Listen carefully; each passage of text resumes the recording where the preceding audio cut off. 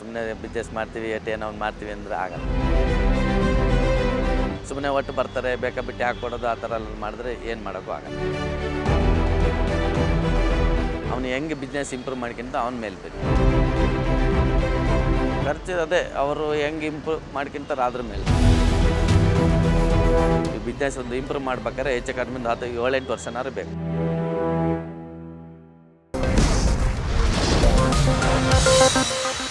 ನಮಸ್ಕಾರ ವೀಕ್ಷಕರೇ, ನೀವು ನೋಡ್ತಾ ಇದ್ದೀರಾ ವಿಸ್ತಾರ ಬಿಸ್ನೆಸ್ ಆ್ಯಂಡ್ ಪ್ರಾಪರ್ಟಿ. ನಾನು ಕೇಶವ್ ಪ್ರಸಾದ್. ವೀಕ್ಷಕರೇ, ನಾವು ಇವತ್ತು ಬೆಂಗಳೂರಿನ ಹೈಕೋರ್ಟಿನ ಆವರಣದಲ್ಲಿರುವ ಶರ್ಮಾ ಚಾಟ್ ಸೆಂಟರ್ ಮುಂದೆ ಇದ್ದೀವಿ. ಸುಮಾರು 40 ವರ್ಷಗಳಿಂದ ಇಲ್ಲಿ ನಡೆಸ್ತಾ ಇರುವಂಥ ಈ ಶರ್ಮಾ ಚಾಟ್ ಸೆಂಟರ್ನಲ್ಲಿ ಇದರ ವಿಶೇಷತೆ ಏನು ಮತ್ತು ಮುಖ್ಯವಾಗಿ ಚಾಟ್ ಸೆಂಟರನ್ನು ಓಪನ್ ಮಾಡುವವರು ಯಾವ ರೀತಿಯ ಪಾಠಗಳನ್ನು ಇಲ್ಲಿಂದ ಕಲ್ತ್ಕೊಳ್ಬೋದು ಅನ್ನೋದನ್ನು ಶರ್ಮಾ ಚಾಟ್ ಸೆಂಟರ್ನ ಮಾಲೀಕರಾದಂತಹ ಪ್ರದೀಪ್ ಅವರಿಂದ ನಾವು ತಿಳ್ಕೊಳ್ಳೋಣ. ಕಾರ್ಯಕ್ರಮಕ್ಕೆ ಅವ್ರನ್ನ ಬರಮಾಡಿಕೊಂಡು ಅವರ ಜರ್ನಿ ಹೇಗಿತ್ತು, 2008ರಿಂದ ಇಲ್ಲಿವರೆಗೆ ಚಾಟ್ ಸೆಂಟ್ರನ್ನು ಹೇಗೆ ನಡೆಸ್ಕೊಂಡ್ರು, ಯಾವ ರೀತಿಯ ಇನ್ವೆಸ್ಟ್ಮೆಂಟನ್ನು ಅವರು ಮಾಡಿದ್ದಾರೆ, ಮುಖ್ಯವಾಗಿ ಯಾವ ರೀತಿ ಬಿಸ್ನೆಸ್ಸನ್ನು ಯಶಸ್ವಿಯಾಗಿ ನಡೆಸ್ಬೋದು ಅನ್ನೋದನ್ನ ಈ ಸಂಚಿಕೆಯಲ್ಲಿ ನಾವು ಅವ್ರನ್ನ ತಿಳ್ಕೊಳ್ಳೋಣ. ಊರಿಂದ ಕೆಲಸದಿಂದ ಬಂದೆ ಇಲ್ಲಿ ಇವ್ರ ಹತ್ರ ಸೇರಿ 16 ವರ್ಷ ಆಯಿತು. 16 ವರ್ಷ ಆಯಿತು. ಈಗ ಅದೇ ಕಂಟಿನ್ಯೂಸ್ರು ಮಾಡ್ತಾಯಿದ್ದೀನಿ.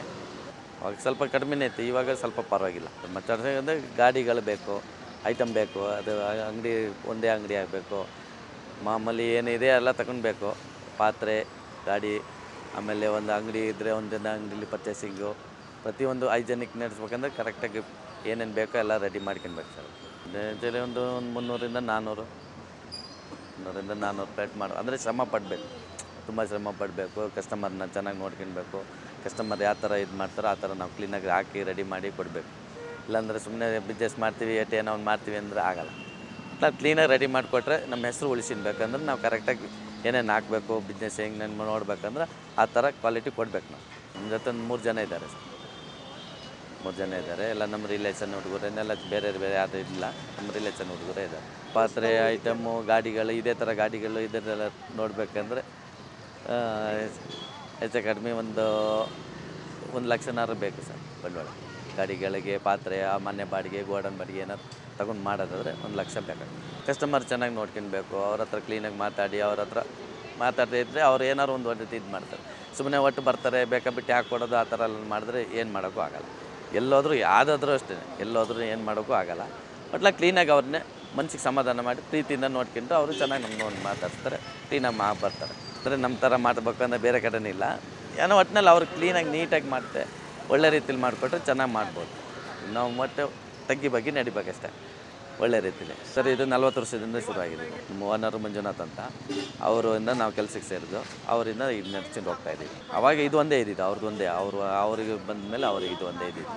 ಅದನ್ನು ನಾವು ಈಗ ಮುಂದುವರ್ಸಿಕೊಂಡು ಹೋಗ್ತಾಯಿದ್ದೀವಿ. ಅವಾಗ ಸ್ವಲ್ಪ ಕಡಿಮೆ, ಈ ಥರ ತುಂಬ ಜನ ಇರಲಿಲ್ಲ, ಹೆಸರು ಕಡಿಮೆ ಇತ್ತು. ಇವಾಗೆಲ್ಲ ಮೀಡಿಯಾ ಗಿಡ ಅದು ಇದೆಲ್ಲ ಬರೋಕ್ಕೆ ಹೋಗಿ ಈಗ ಸ್ವಲ್ಪ ಇಂಪ್ರೂವ್ಮೆಂಟ್ ಇದೆ.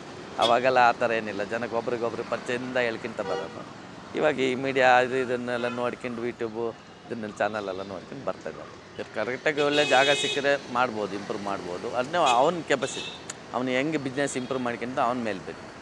ಈಗ ಸುಮ್ಮನೆ ಒಟ್ಟು ನಾವು ಗಾಡಿ ಹಾಕ್ತೀವಿ, ನಾವು ವ್ಯಾಪಾರ ಮಾಡ್ತೀವಿ ಅಂದರೆ ಆಗಲ್ಲ. ಅವ್ನ ಹಣೆ ಬರೋ ಚೆನ್ನಾಗಿದ್ರೆ ನಡೀತದೆ, ಇಲ್ಲ ಅಂದರೆ ಇಲ್ಲ. ಫಸ್ಟಲ್ಲಿ ಸಾಧಾರಣ ಮಟ್ಟಿಗೆ ಅವರೊಬ್ಬರೇ ಮಾಡೋಕ್ಕಾಗೋದು. ಕೆಲಸ ಇಟ್ಕೊಂಡು ಈಗ ಸಂಬಳದಲ್ಲಿ ಅವ್ನಿಗೆ ಮೇಂಟೈನ್ ಆಗೋದು ತುಂಬ ಕಷ್ಟ ಇರ್ತದೆ. ಕೆಲವೊಂದೊಂದು ಜಾಗ ಹಂಗೆ ಇರ್ತದೆ, ಇಂಪ್ರೂವ್ಮೆಂಟ್ ಇರೋಲ್ಲ. ಕೆಲವೊಂದೊಂದು ಕಡೆ ಇಂಪ್ರೂವ್ಮೆಂಟ್ ಇರ್ತದೆ. ಅವ್ನು ಪಿಕಪ್ ಮಾಡ್ಕೊಂತ ಹೋಗ್ಬೇಕು.